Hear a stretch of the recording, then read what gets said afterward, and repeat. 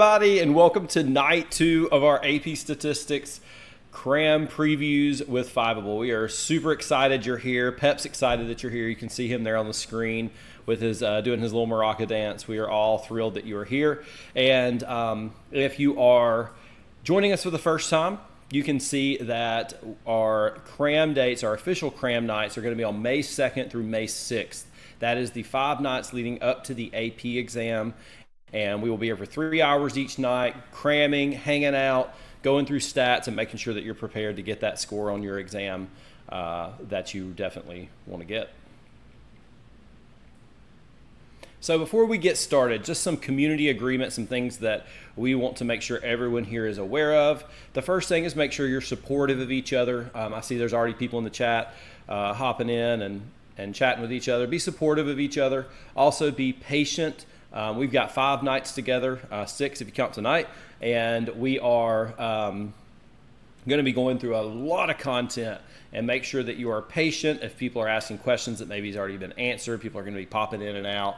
Be patient as we work through all those things, and make sure that you are also being kind to each other, including to us. There's a lot of technology going on. And a lot of moving pieces, but we have put together a really fantastic cram season for y'all. So be kind to us, be kind to our student hosts as they are presenting as we get ready to go into the uncooking time. I just saw that in the chat. I love that. We think we're cooked, but we are uncooking. We are thawing. All right, so the way to make the most out of a cram finale is, my biggest thing I think is taking notes. It's very easy when you're sitting in front of a computer screen, and I'm guilty of this, is to grab my phone and start surfing Facebook, Amazon, Snapchat, whatever it may be. But really to lock in and print out the slides, which you can get. Those are going to be up there on your screen now. You can print those out and take notes as you go along, and that will be super helpful to you in terms of making sure you're getting the most out of it. Also, the Cram Hub will have all of the slides, the review packet, and also the replay, so that will be super helpful. The group chat and the Q&A, which y'all have already found, y'all are doing a fantastic job there already chiming in over there. We will do our absolute best to answer questions as they come up, and to help you all out in the chat as well as we go along. And I said a minute ago that we're going to be doing 3-hour cram sessions in those 5 nights leading up to the exam. Don't worry, we are going to take breaks. We're going to take breathers. We might even have some fun music for y'all while the break's going on. And also, if you happen to pop out or pop in, the replay will be available right after the event in that Cram Hub that we discussed up there above. So tonight we have 2 more student hosts that are presenting, and I'm going to let them introduce themselves right now. All right, let's start. Hey everyone, I'm Jed. You probably seen me in the chat a couple of times on Wednesday. Time flies. I'm a junior in college. I feel old, but I love statistics. I'm back here, helping y'all uncook yourselves. Passing on to Bethany. Hey guys, I'm Bethany Lloyd. I'm a junior in high school. And I really like statistics. I like how my teacher, she does different food activities, and I love food, so that's always a plus. That's awesome, because in my stats class, we do Food Friday. So like today I walked in and my students were like, hey, yo, it's Friday. What you got? And I'm like, and y'all are so spoiled, man. I've been doing this all year. But of course I did have them some food. So yeah, I think that's why we all love stats. It's our common love of food that we have. All right, so some Crowdcast features, which we already sort of talked about a little bit. The first thing is the chat. We've all found that. I see dinosaur emojis, which over there, maybe, are you talking about me being old? Is that what you're saying? And also we have the Q&A, which you can ask questions and we can answer. And we also have polls that will pop up from time to time that you can engage with us and kind of make sure we're good on a particular topic and things like that. So that is also there for you. All right, so our agenda tonight. So on Wednesday night, we talked about descriptive statistics. We talked about taking a set of data and describing it, or if we're given a scatter plot with two variables, we were describing that association between two variables. Tonight, we are going to kind of change gears and fast forward to, for a lot of people, the second semester, which is inferential statistics. To me, it's when stats really gets fun because you can see the application of it. And we are going to focus tonight on units 5 and 6, primarily focused on the proportions side of inference. A lot of people leave out that sampling distributions is that foundational piece for confidence intervals and hypothesis tests. So that's why we put those two half units together for our preview tonight and kind of linking those things together. And then whenever we come back to this, I think it's night 3, we'll also kind of be rehashing some of this and talking more about that connection between a sampling distribution and a hypothesis test. Just like Wednesday night, we have another Escapade and another practice multiple choice, and we'll close out the night with a wonderful Q&A session.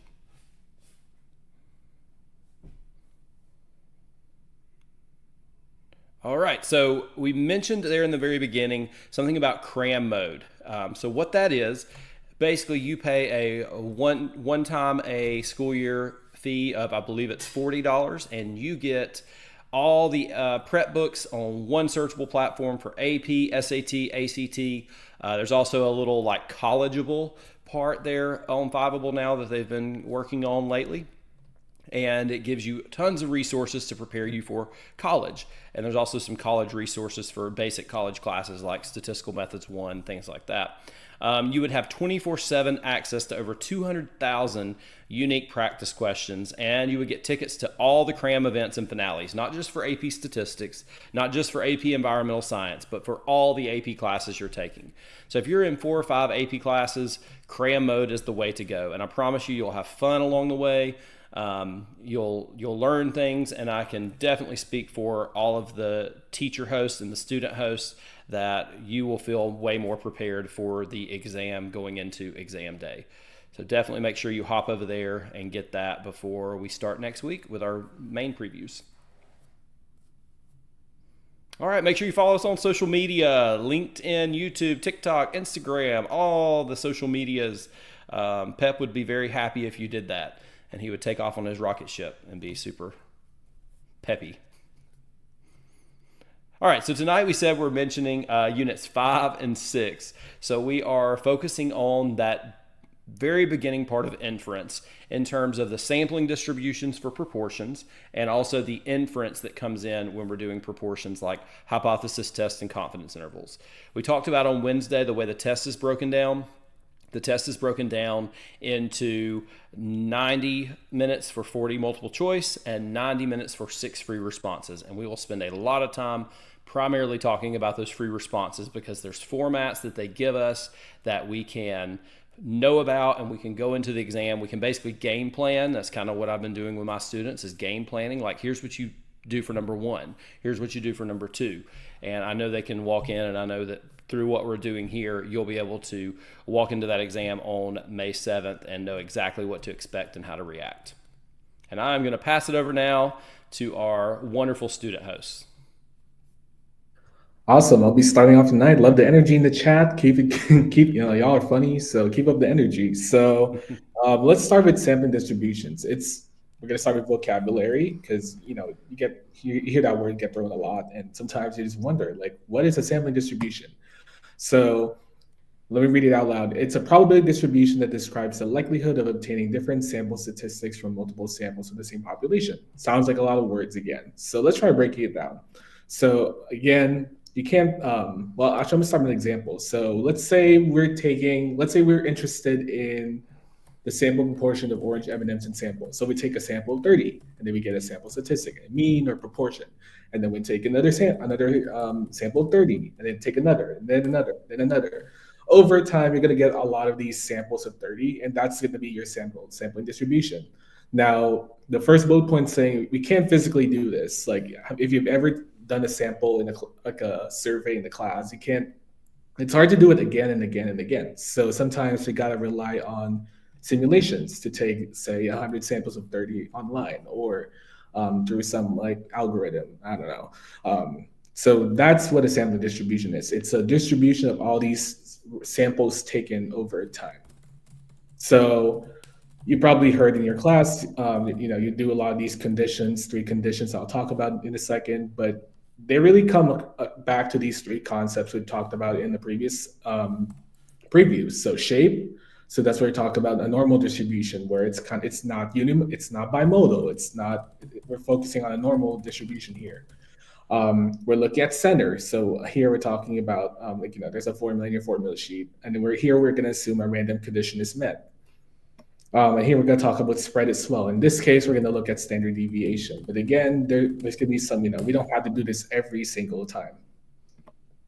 So let's look into the first couple conditions. So the first condition is we want a random sample. So in a problem, you'll probably see people, not people, I guess the problem is going to mention we took a random sample of 20, random sample of 40, or a sample was taken randomly. So you want to be aware of that keyword, like random, look for it first things first. The formula sheet, there's a formula, mu equals p. But again, that's that's for your reference.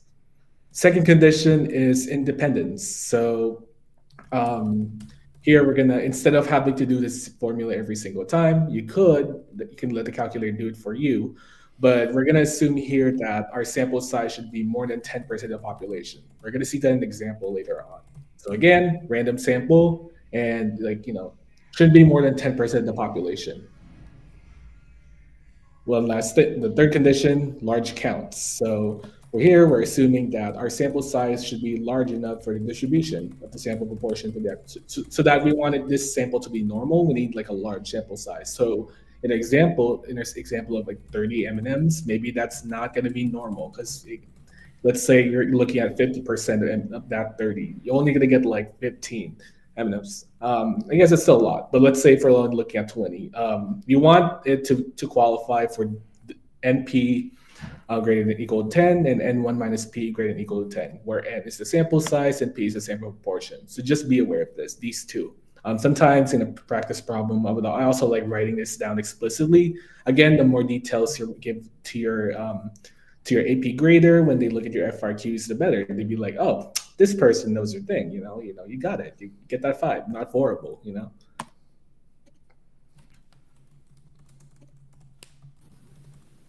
So before we go into inference for proportions, I'm going to put a quick poll up for you guys to answer. It says, what notation is used to abbreviate the group of individuals within the population that is actually being measured?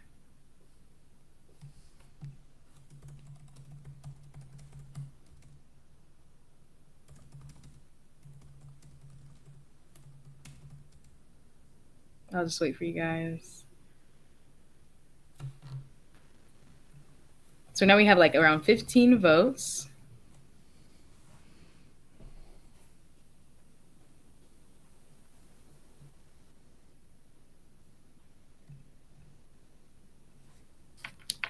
Okay, I go ahead and reveal the results. So, I don't know if you guys can see that. Okay, so 8.57% of you guys said P, and then 91.67%, or keeps changing, says P hat. But I'll go over this right now. So let's go ahead and get started with inference, and I'll answer your guys' poll. Okay, so for the AP Statistics exam, it is imperative to know the difference between a population, P, and a sample, P hat, as I just had you guys choose which one. So a population represents the entire group of individuals we are trying to make conclusions about. And because the sample population is so large, it has to be estimated. Just imagine if you tried to survey every single US adult. It would be practically impossible. So next, we have a sample, which is the group of individuals within the population that is actually being measured. And it should be representative of the population in order to estimate the P, the population. So an example of a sample would be surveying 300 US adults out of all the adults in the US. So when I said what notation is used to abbreviate the group of individuals within the population is actually being measured, you guys said p hat. And so we're actually trying to measure p. I don't know if you guys... Ooh. Can we go to the next slide? Sorry, I don't know. Is the poll still visible? You're okay, good? We're good. Yeah. Okay. So randomness. So as Jed kind of talked about earlier about the conditions, similar to the sampling distributions, it's pretty much exact same. So the conditions for an inference to proportion are randomness, independence, and normality. So taking random samples allows the samples to be generalized to a population and ensures that the sample is representative. So another way to say this is that it allows your p hat or your sample to properly estimate p, your population. And in doing so, randomness reduces bias because there's no draw to a certain demographic or a certain characteristic. And so next we have the 10% condition. So the 10% condition checks for independence and makes sure that each subject is not being influenced by those chosen previously, because then the sample wouldn't be independent. So because of this, whenever you are sampling without replacement, check that your sample size is less than or equal to 10% of the population size. And most of the time, you won't be given the full population size, so you'll probably be having to make an educated guess. So like for US adults, you know that, 10 is going to be less than 10% of all the US adults. So lastly, you have your large counts condition, which verifies normality of the sample. So for this one, you want to check to make sure that there are at least 10 expected successes, which is n times p, and 10 expected failures, n times q. So now we have our confidence intervals. So fun, so excited. So confident. Was that a good one? So the formula consists of your point estimate and your margin of error. So the point estimate represents your sample proportion, or your p hat, that is used to estimate the population proportion, as I said earlier. So your margin of error is simply the product of your critical value and the standard deviation. So the critical value is the number of standard deviations that the sample statistic, p hat, is from the population parameter. So also, guys, make sure to note that as your sample size n increases, your standard deviation decreases, which allows for a more precise interval. And they love to like test that on the AP exam, especially like they'll always have a little question about, so it's really important to note that like when your sample size increases, your standard deviation decreases and your margin of error decreases. So, and also know that these formulas are given to you on your formula chart. So now let's go into one sample Z intervals. So for a one sample Z interval, you want to check if the sample is random, of course, as I stated earlier, and ensure that it is large enough for normal approximation. So you do this with n times p and check that it's greater than 10, and then also n times 1 minus p and make sure it's greater than or equal to 10. And guys, make sure to memorize that if you haven't already, just because you won't be given that, you just have to know it. And so whenever you're constructing a one sample Z interval, your population proportion is unknown. And so you're trying to estimate with your confidence interval while measuring a single categorical variable.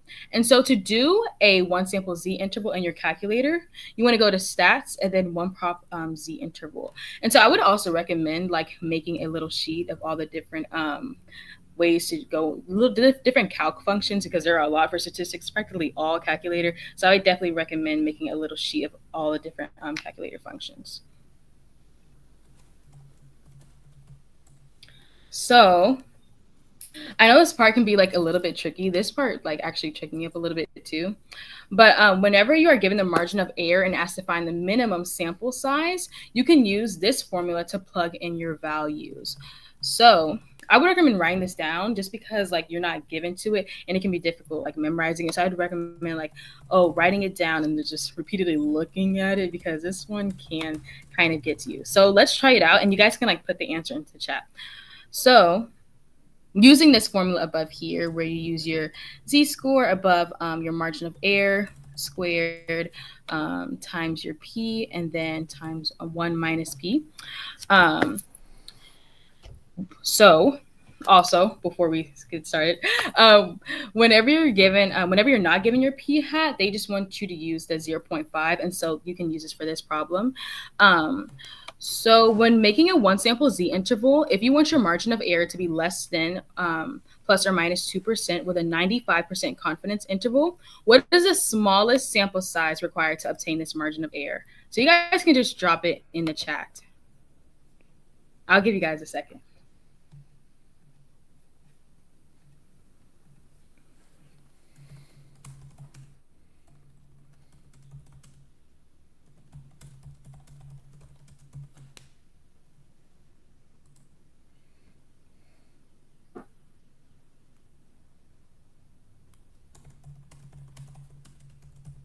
This equation is not included on the formula sheet. The one where you have to find the minimum sample size given the margin of error, it's not. So you're going to have to like memorize it. So you guys can just try it out real quick and just drop it in the chat.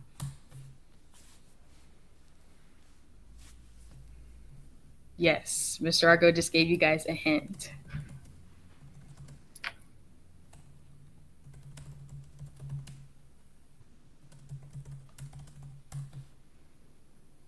The formula sheet is given to you on the AP exam.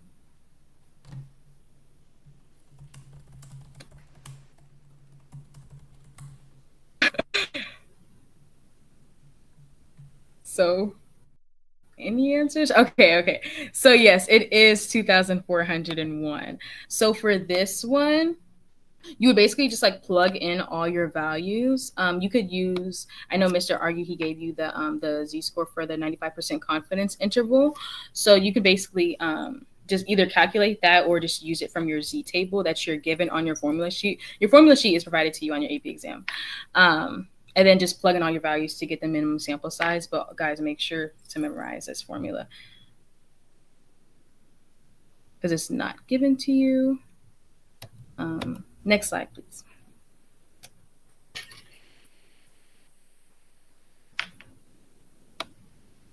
So, interpreting confidence intervals. So whenever you interpret confidence intervals, you always want to make sure to BS, as my teacher says, you want to be specific. So you want to say, this is pretty much the format that you're going to use every single time. We are confidence level, either 90, 95, or 99% confident that the confidence interval contains the population proportion of, and give your context. Guys, I cannot stress enough, always make sure to BS because that's always a point of whether you provide context for the problem. So, and confidence level for one sample proportion, you would say, in repeated random sampling with the same sample size, approximately the confidence level, percent of confidence intervals created will capture the population proportion of in your context. So I would also recommend creating a little sheet of all the different interpretations that you'll need to use because these are probably going to be on there constantly. Your multiple choice, you're going to have to do in your FRQ. These are really important to know and always make sure to BS.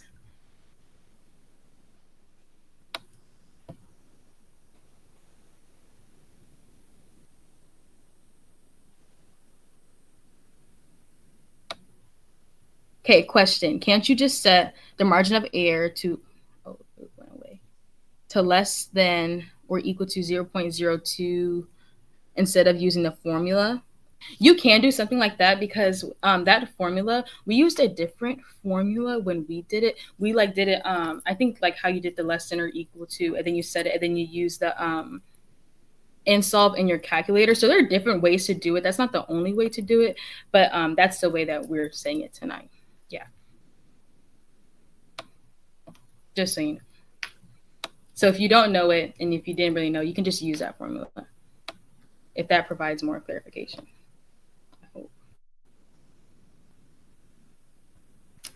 Awesome.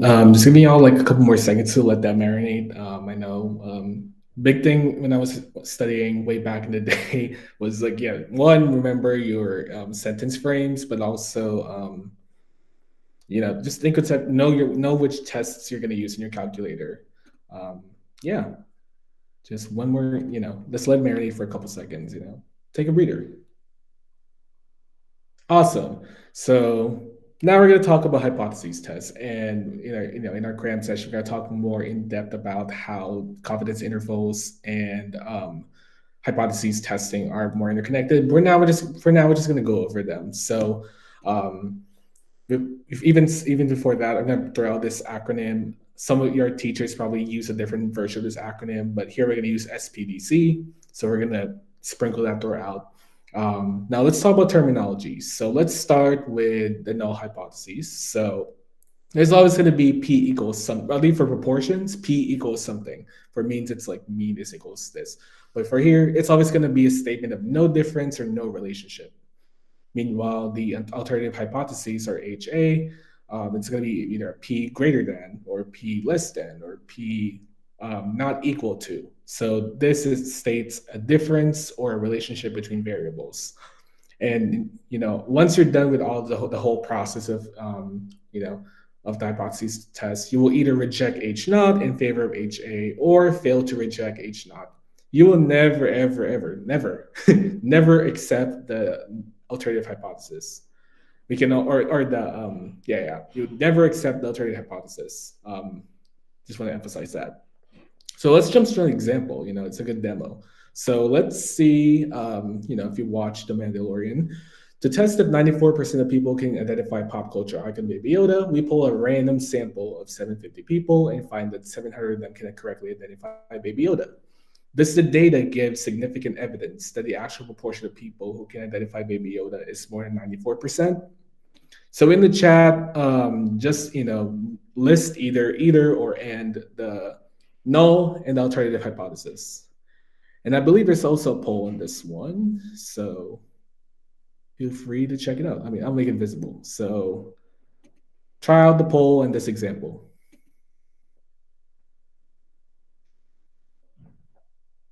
Again, I want your H naught and H A. And yes, love the support over Baby Yoda.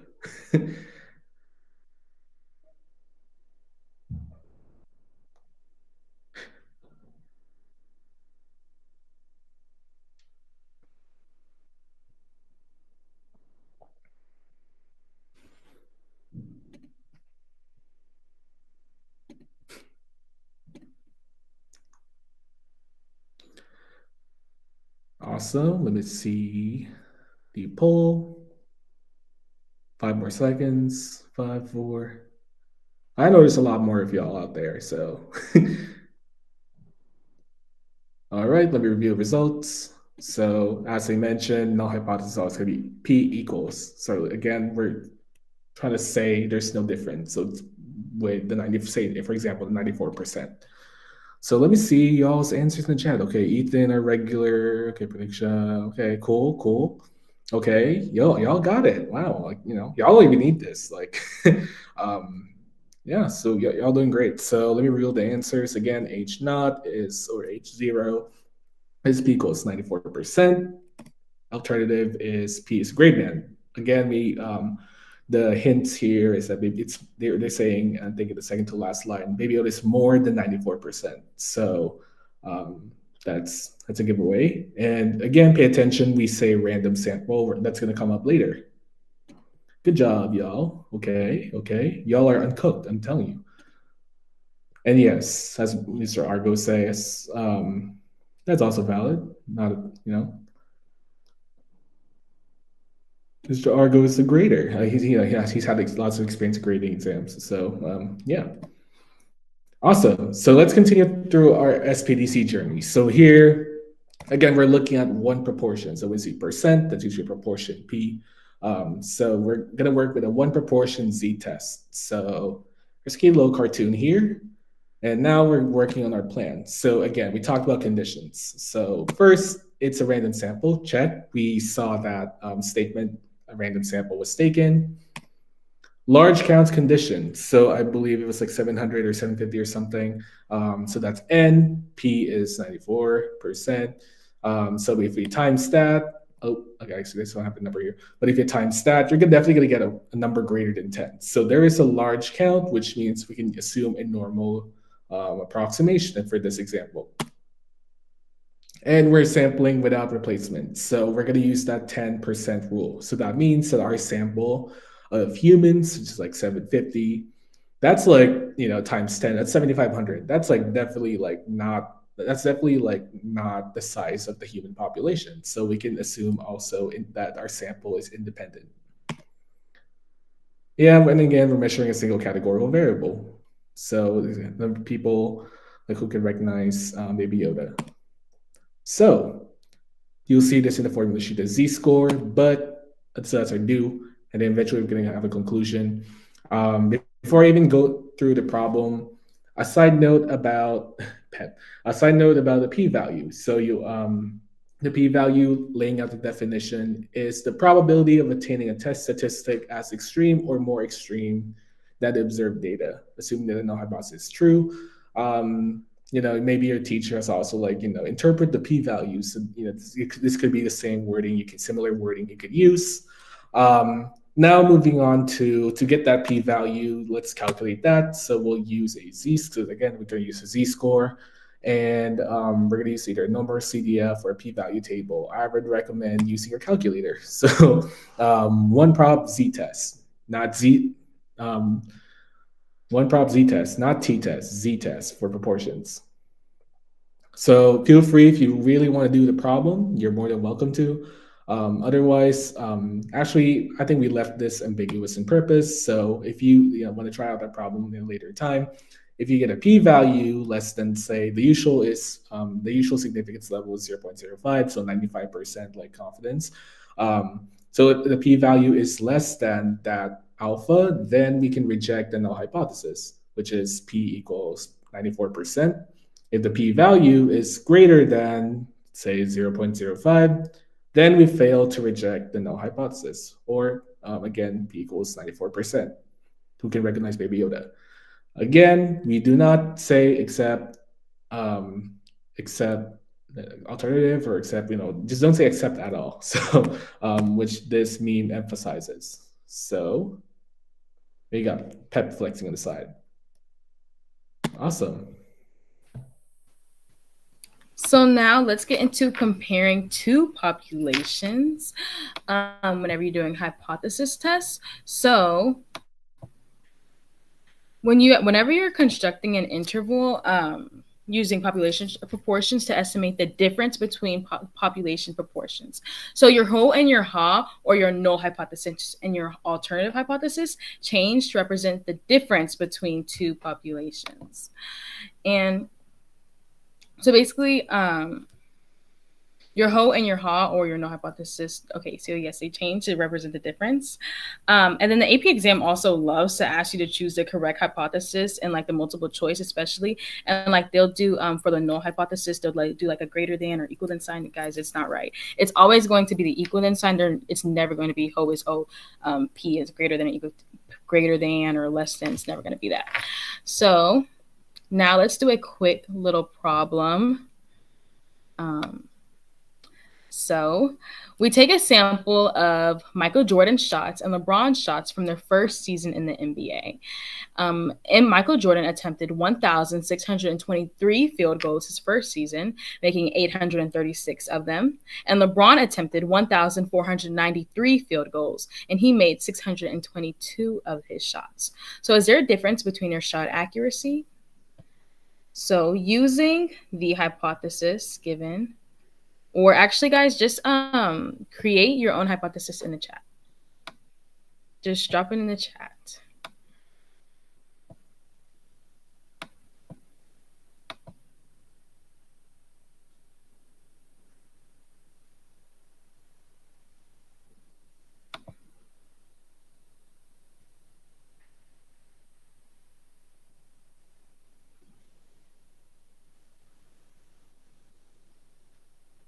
Or not, that's okay too.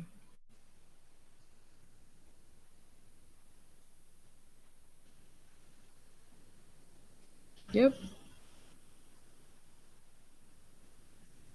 Guys, you can just like drop like your hypothesis for the question in the chat.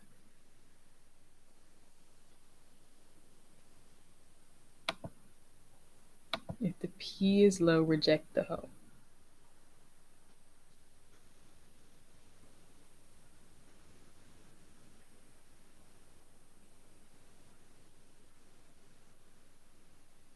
Okay.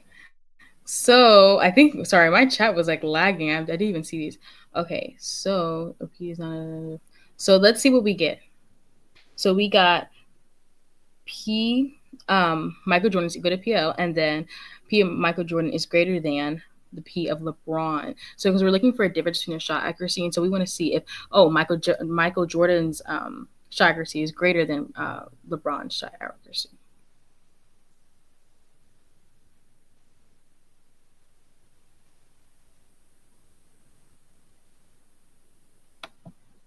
Welcome to your Guys, you didn't hear that. So comparing two populations. So now let's talk about doing hypothesis tests when you're comparing two populations. So hypothesis test constructs an interval using sample proportions to estimate the difference. Oh, guys, sorry. I actually read the wrong thing. So quick poll.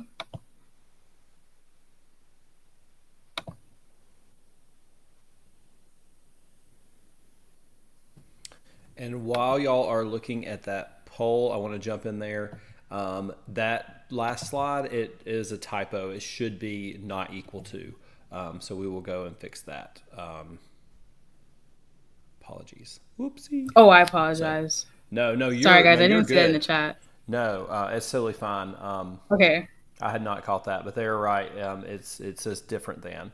So I'm going to try to go ahead and fix that here in just a second. So, all right, just wanted to make sure everybody, if they weren't looking at the chat, that they were good on that. So, all good. All right, y'all, hop on over to the poll.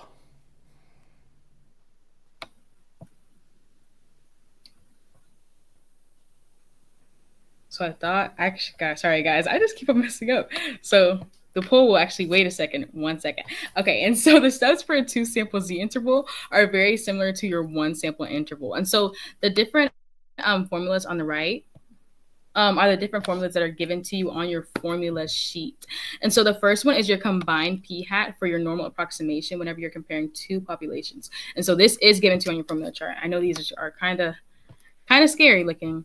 And then the next one is your point estimate, where you subtract your p hat 1 and your p hat 2. And then the last one is your margin of error. Also, another quick thing to note is that whenever in the multiple choice, they also had like to have you plug in different values and different things into the standard deviations. And they'll have like, one with like a standard deviation with a minus sign. It's like almost never going to be the one with a negative sign, minus sign. Pretty sure never. It's always going to be the one with the plus sign. So that's just a good thing to know. And so all these are on your formula chart as well. So now let's go into your error. And then after that, we'll do that pool I was talking about earlier. So of course, when we're doing everything in life, there's always going to be some type of error. So sadly, that's how it happens. And so in stats, this applies through type 1 errors and type 2 errors. And then we also talk about power. So your type 1 error is whenever you reject the null hypothesis or find convincing evidence for ha when the null hypothesis is actually true.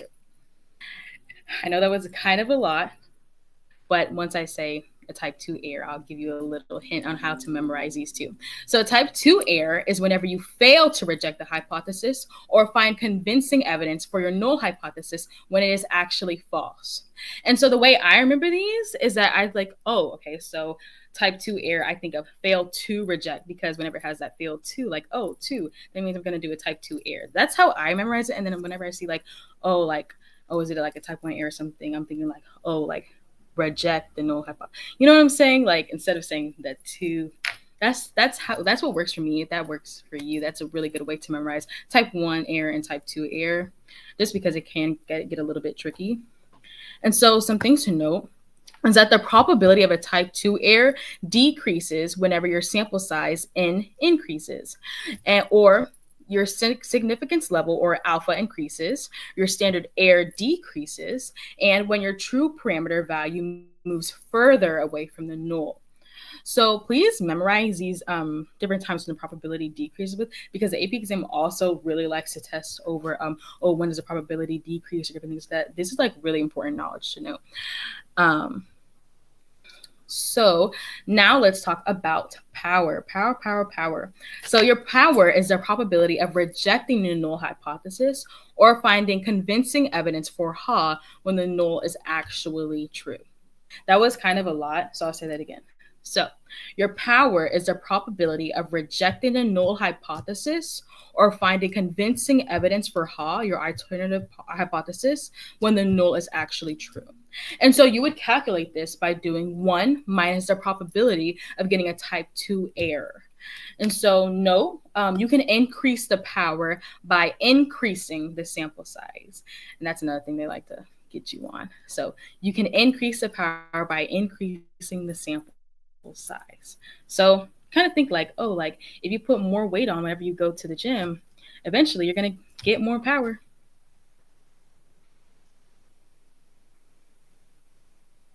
Next slide. So now I actually have a quick poll. This is what I was talking about, that poll. I'll make it visible. So it says, what type of error is this? Failing to reject hypothesis when it's actually false. Type 1 or type 2?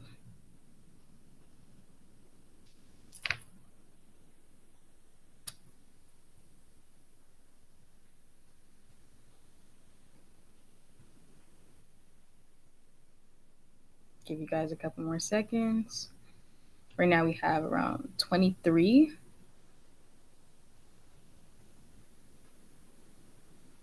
I'll wait till we get to 30.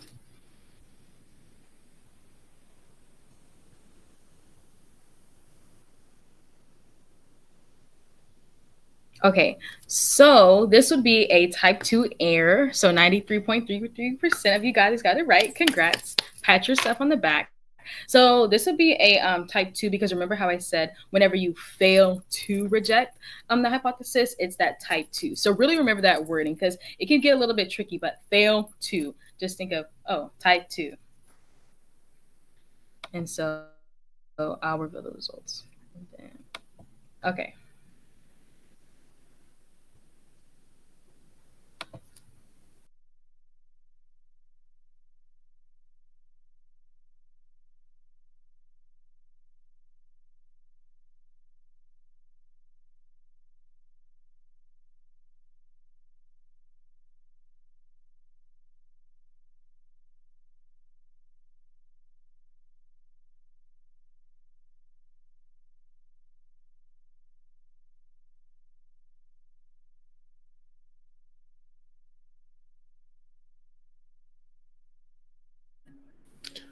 Awesome. Let's see.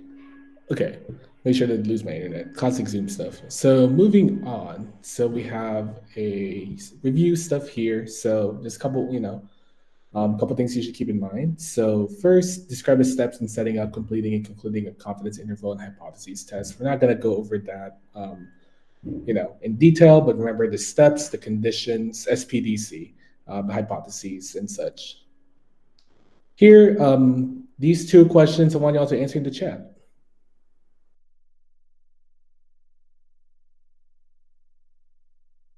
So how does increasing the sample size affect the standard error and margin of error in a confidence interval? And we literally just went over this slide. When do type 1 and 2 errors occur, and what are the potential consequences of each scenario?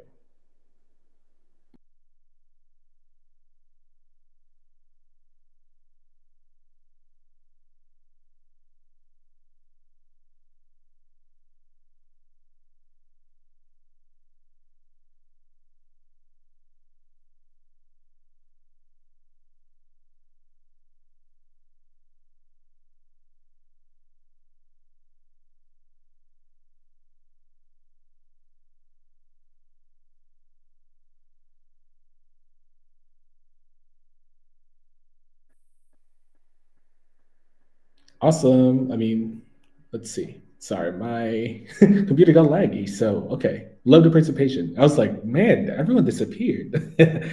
Awesome. There we go. I love those answers. There we go. Increasing sample size will decrease the standard error. Awesome. And again, explaining how one might justify a claim based on a confidence interval for a difference between two population proportions. We briefly talked about that, something keeping the back burner. So again, setting up an SPDCing a test for a single population proportion, one proportion Z test. So cool. All right. Good job, everyone. So we are going to move on to your favorite, not the salsa music. We have Pep Stats Escapades. So I ain't reading all that, as people on TikTok would say, but feel free to take a look at this problem.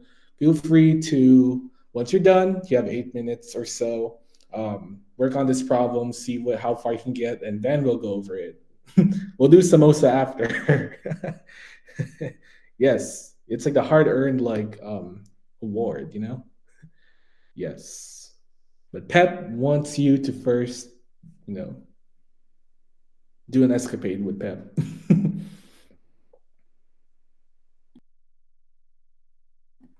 All right. We're gonna come back around 52, 53-ish. Or well, I guess I'm not everyone's Eastern. I kind of just like revealed my time zone. So 52.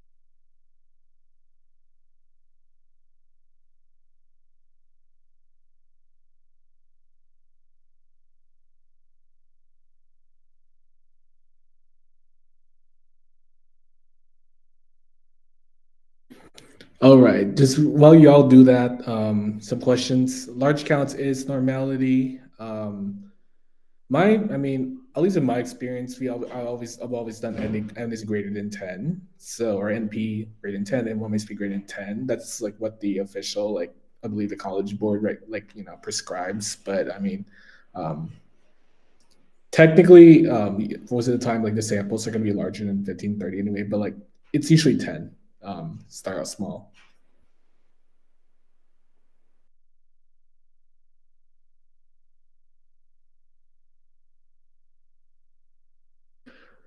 And there's the Q&A. So for let me see if I can, if this works. Yes, for FRQs like SPDC, do we need to write a full sentences? I recommend so, might as well.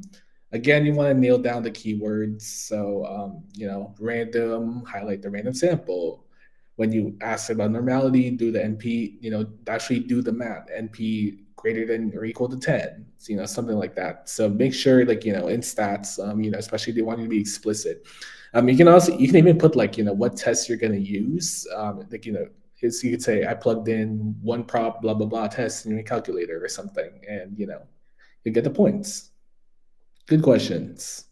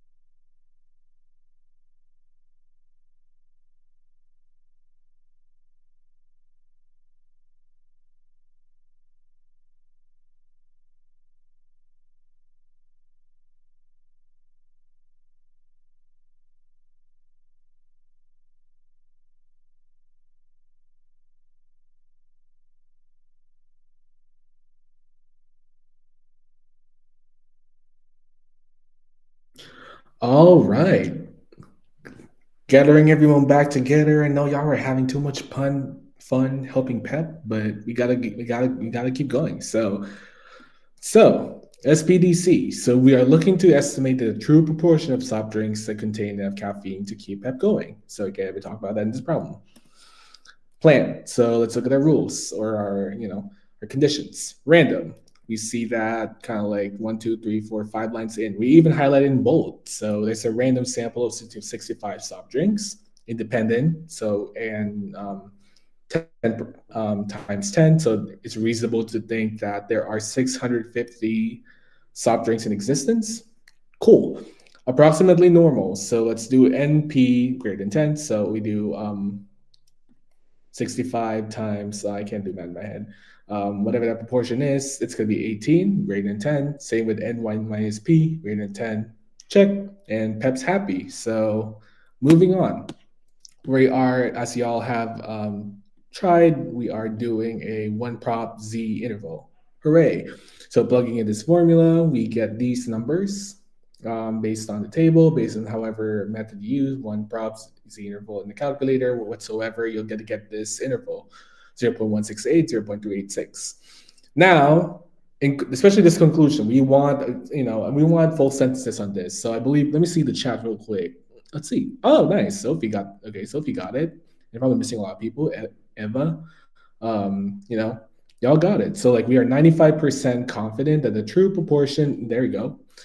We are 95% confident that the interval 0.16 to 0.37 captures the true proportion of soft drinks that contain enough caffeine to keep that going. So whatever variation you have, if you want to memorize this frame, go for it. As long as you have the information, yet you know what's going on, you're in a good spot. Awesome. Now we're gonna move on to the practice quiz. Good job, everyone. Now I'll let Bethany share her screen, and we are gonna samosa or whatever music you're all talking about.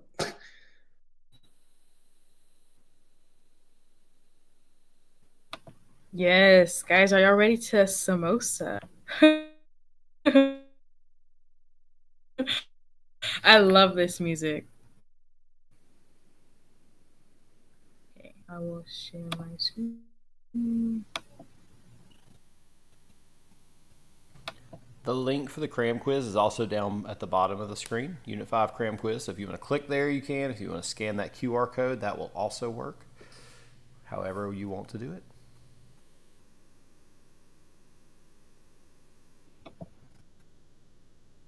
Yes.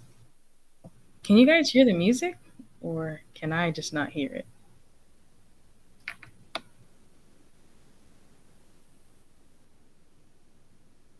Bethany, we cannot see your screen. It's all black right now. Oh no, she's frozen.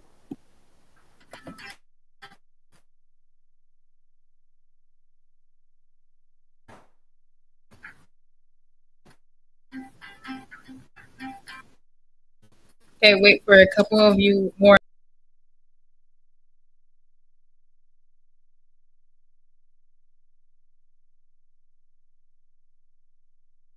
So we are having some technical difficulties there.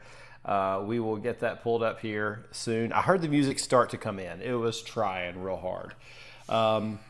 While we are waiting on that, we did have a few questions that I had been kind of saving along along the way as we've been going. So I'm going to show a few of those, and we can talk about those.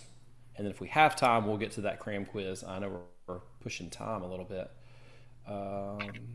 So one question that we had, which is a really great question, is there any way to prepare for the investigative task FRQ?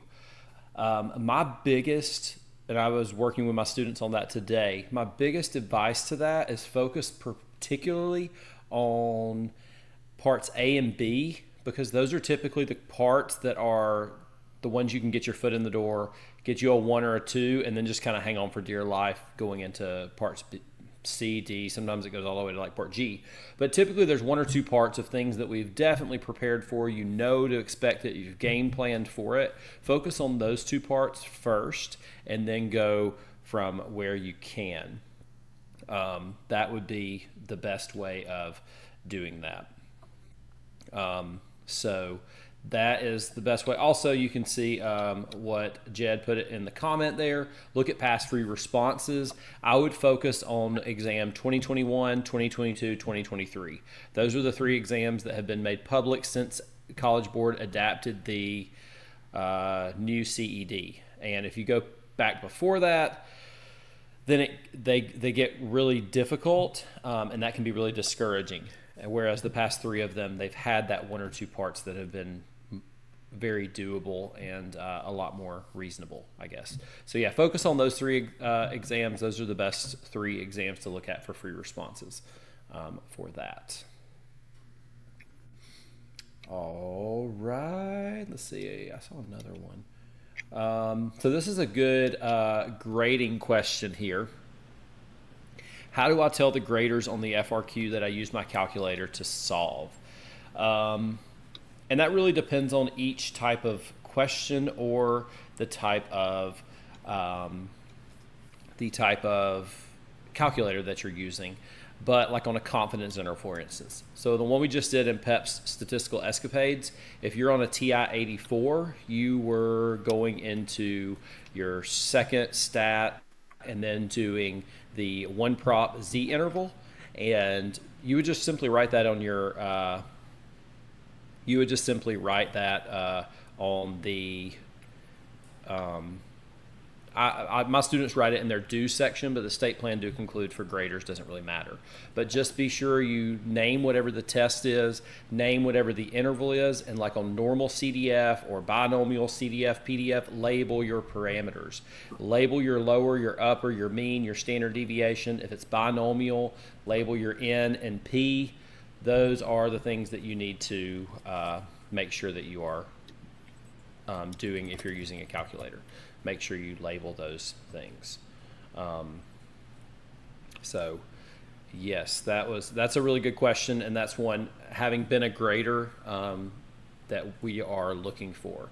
And they're generally pretty lenient in terms of, because there's so many different calculators that people use, but make sure you label your stuff. I would say just write, you select 1 prop Z interval and you put in the X and the N and the confidence level. Just write all that out, and then write your answer. You don't have to worry about the formula that you use in order to do that. But you can do the whatever you named, like the 1 prop Z interval, which I'm sure is what we had here from that question there. So hopefully that answers y'all's questions. All right, let's see. Bethany's trying to get back in here with us.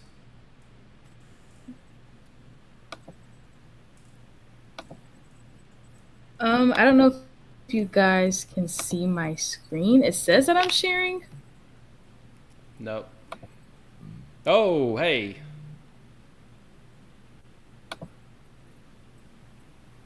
There we are. We got something. Am I good? Okay. Yay. So let's go ahead and get started. I don't know if you guys can see me. Can you guys see me? And your screen is still blacked out as well. Try refreshing your page.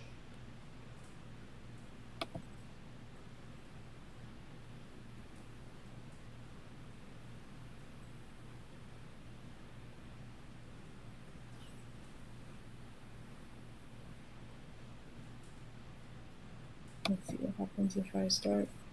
Are you guys good now? Can everyone see my screen?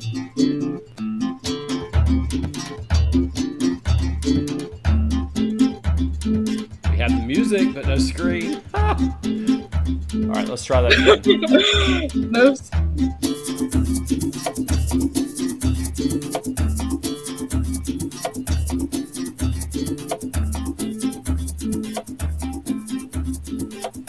Let's see if the link's working. Yeah, the link's working.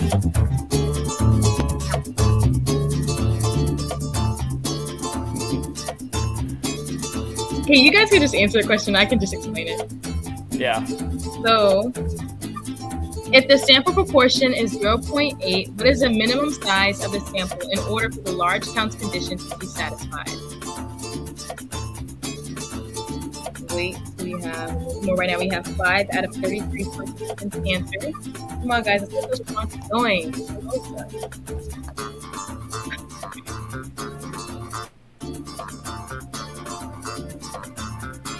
Wait till we get to 20. Right now we're at 15.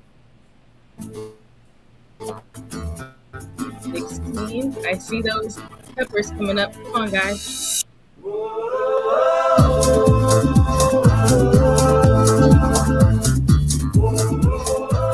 21. Okay. So 50. So 52% of you guys got it right. 19. Okay. So this question asked for like the minimum size of the sample in order for the large counts condition to be satisfied.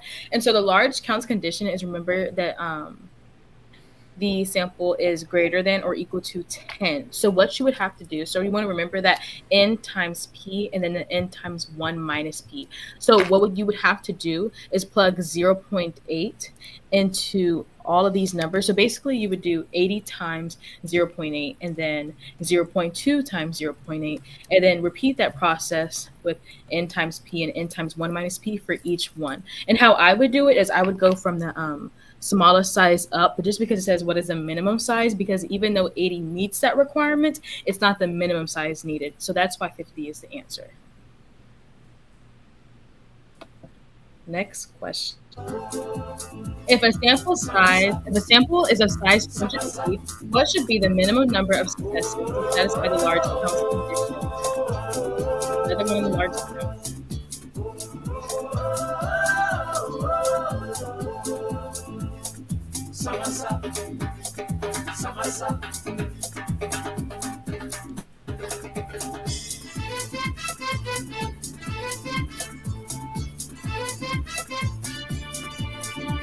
We have 10 participants. Come on, guys. I'll wait till we get to like 20. Right now we're at 11 out of 41.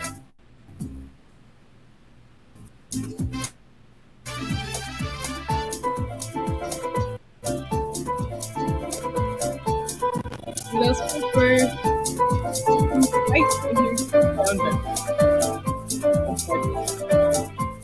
Okay, 20 out of 41. I'll reveal the answer. 10, yes. Okay, so 59% of us got this right. So this one, it's kind of like a trick question. What should be the minimum number of successes to satisfy the large counts condition?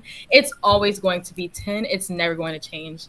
The large counts condition, well, I guess for proportions, it's never going to change. So it's always going to be 10. Of course, it changes for like means and chi-squared and things like that, but that's far removed. If you get Cram Mode, you'll be able to see that, but it will be 10. Like 25, 50, 20, those they satisfy the large counts conditions, but those aren't the number needed to satisfy the large counts condition, if that makes sense. It's just 10, and it's always going to be 10, no matter what the sample size is. So now let's go to the next. A researcher claims survey method results in a low margin of error when estimating population proportions. If his claim is accurate, what must be true about his survey? So A, they have large sample sizes. B, they have high variance across samples. C, they only include voluntary responses. And D, they target small populations. So right now we have 17 out of 41 answers. Wait till we get to like 25. I want to see more participation. 21 out of 41.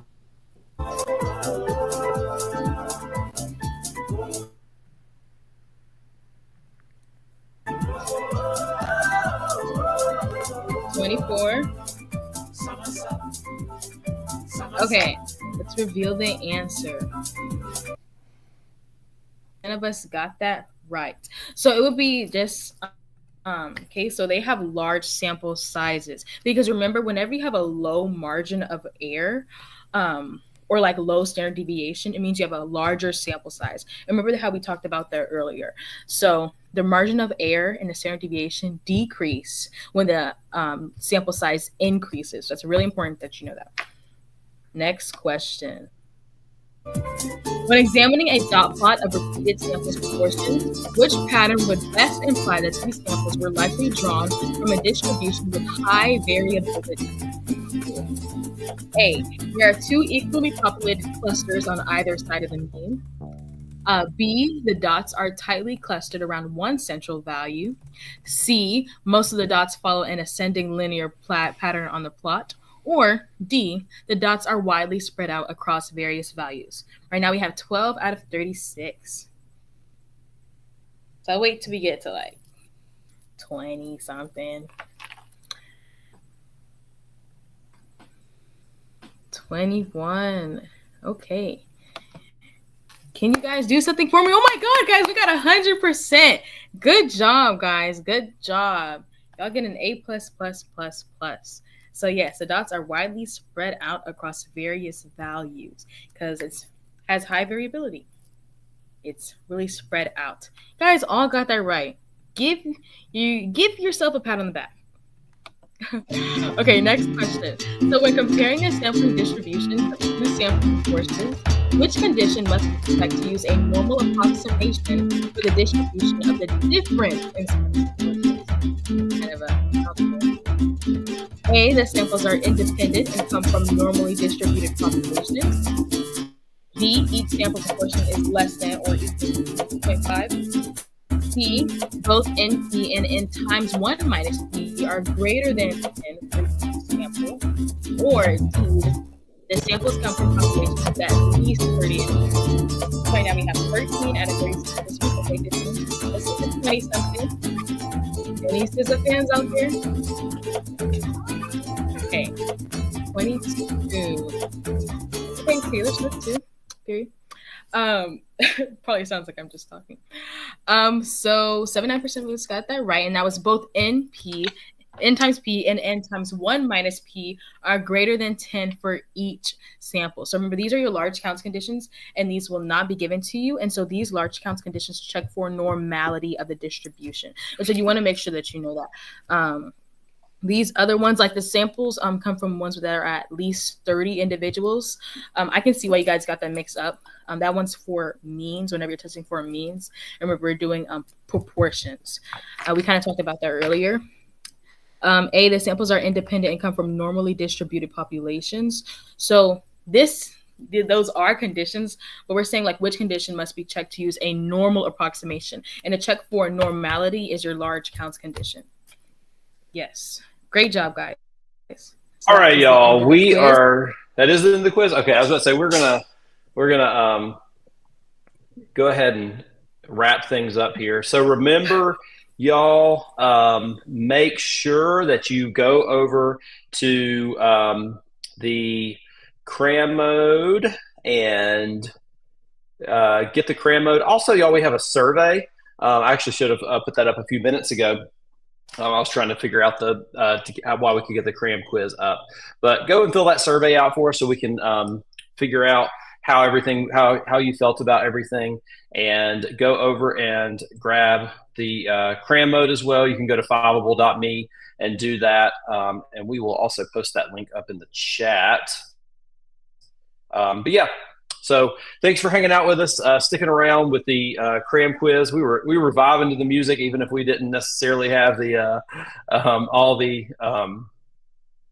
screen sharing. We were vibing to it, and y'all rocked it on those questions. So cannot wait for our real Cram Mode, which will start on May 2nd. So hopefully we will see all of you then, and we will get things rolling. All right. Y'all have a good night. Once you've done that survey, you're good to go.